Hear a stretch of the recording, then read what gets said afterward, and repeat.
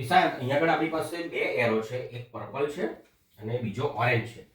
તો આ એરોને અડ્યા વગર બંનેની ડાયરેક્શન જે ચેન્જ કરી શકો, ઓરેન્જની જગ્યાએ પર્પલ અને પર્પલની જગ્યાએ ઓરેન્જ. ચલો વિજ્ઞાનની મદદ લઉં.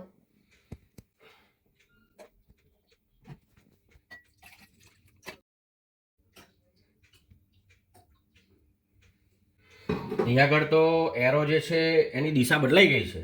ઓરેન્જની જગ્યાએ પર્પલ અને પર્પલની જગ્યાએ ઓરેન્જ થઈ ગયો છે. ઓકે, ચલો આપણે હવે એક બીજી એક્ટિવિટી કરીએ. અહીંયા આગળ મારી પાસે એક ઓરેન્જ એરો છે હિશાન, તો આને અડ્યા વગર ઉલટો કરી શકું, અપસાઇડ ડાઉન. આ તો થતો નથી.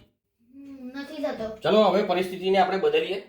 અહીંયા આગળ તમે જોઈ શકો છો કે એરો જે છે એની જગ્યા બદલાઈ જાય છે અને હવે હું આ કાચનો ચંબુ લઉં છું અહીંયા આગળ અને એની અંદર પાણી રેડવાનું છું.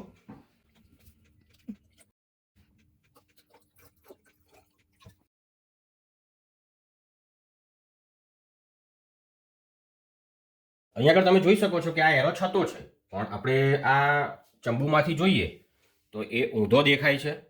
તો અહીંયા આગળ આ ચંબુના કારણે અહીંયા આગળ જે ઇમેજ મળે છે રિવર્સ અને અપસાઇડ ડાઉન મળે છે. અહીંયા આગળ પ્રકાશના વક્રીભવનની ઘટના જવાબદાર છે અને અહીંયા આગળ પ્રકાશના વક્રીભવનના કારણે જે ઇમેજ જે છે એ રિવર્સ મળે છે.